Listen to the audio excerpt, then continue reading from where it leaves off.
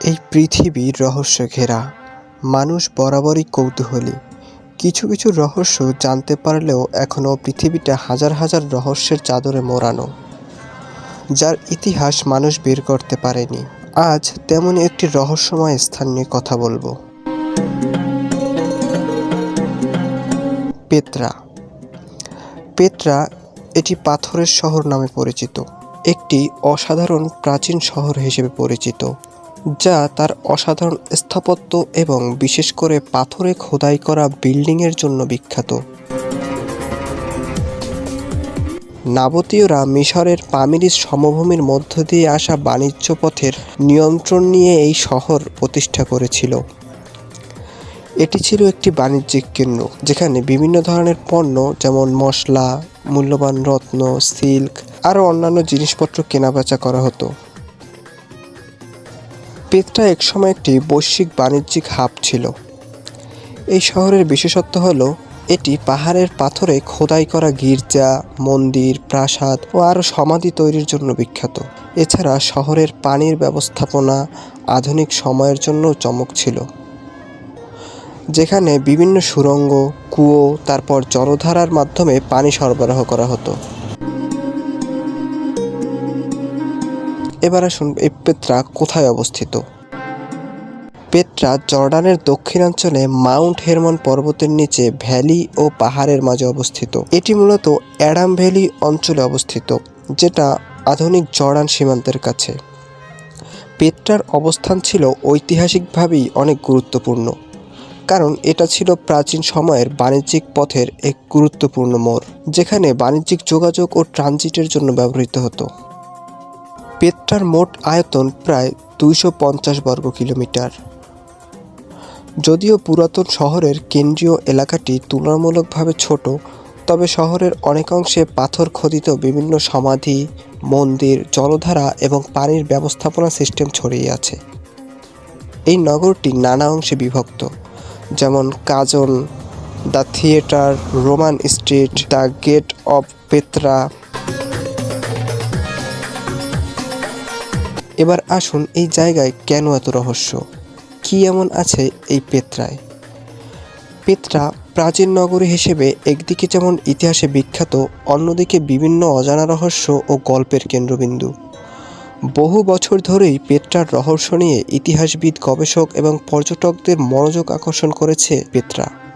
এখানে কিছু কিছু অজানা রহস্য আছে যেগুলো এখনও পুরোপুরি উন্মোচন হয়নি।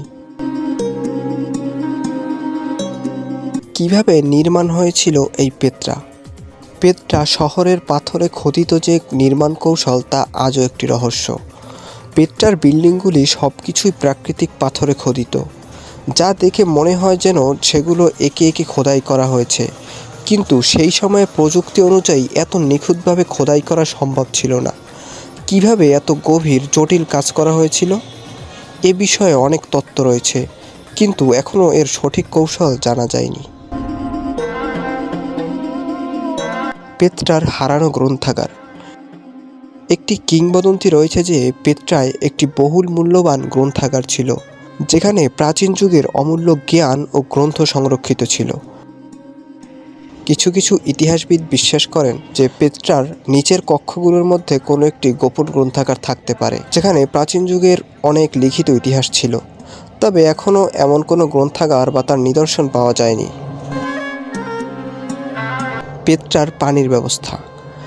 পেত্রার পানির ব্যবস্থা ছিল খুবই উন্নত এবং তা বেশিরভাগ ক্ষেত্রেই মাটির নিচের সুড়ঙ্গ বা জলধারার মাধ্যমে পরিচালিত হতো। তবে কিভাবে তাদের পানি সংরক্ষণ এত নিখুঁত ছিল তা এখনও পুরোপুরিভাবে ব্যাখ্যা করা সম্ভব হয়নি।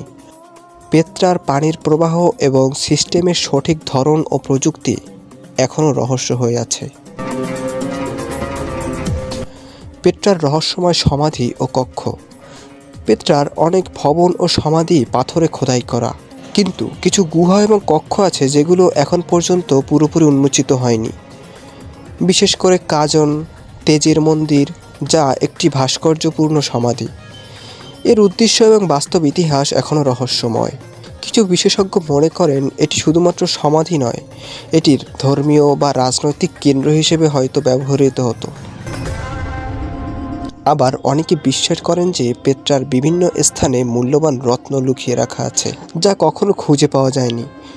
2000 সালের পরে বিভিন্ন খোঁজে বেশ কিছু মূল্যবান বস্তু পাওয়া গেলেও কেউ দাবি করেন যে গুহাগুলোর ভিতরে এখনও অমূল্য রত্ন এবং ঐতিহাসিক বস্তু আছে যেগুলো এখনও উদ্ধার করা হয়নি। এবার আসুন, কেন এই পেত্রা পরিত্যক্ত হয়েছিল। পেত্রা পরিত্যক্ত হওয়ার পেছনে অনেক কারণ আছে বলে মনে করেন। সঠিকভাবে তেমন কেউই বলতে পারে না, তবে কিছু কিছু কারণ যে সঠিক তা বলে মনে করা হয়। যেমন ভূমধ্যসাগরীয় বাণিজ্য পথের পরিবর্তন। পেত্রা ছিল একটি বাণিজ্যিক কেন্দ্র, তবে 2য় শতাব্দীর পর রোমান সাম্রাজ্য ভূমধ্যসাগরীয় পথ দিয়ে বাণিজ্য করার সিদ্ধান্ত নেয়, যা পেট্রার বাণিজ্যিক অবস্থা খারাপ হয়ে যায় এবং শহরের অর্থনৈতিক অবস্থা দুর্বল হয়ে যায়। 363 খ্রিস্টাব্দে একটি বড় ভূমিকম্প পেট্রাকে মারাত্মক ক্ষতিগ্রস্ত করে।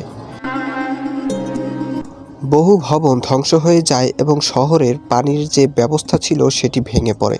তখন শহরের জনসংখ্যা কমে যায়, আর তখন পেত্রা তার ঐতিহাসিক মর্যাদা হারিয়ে ফেলে।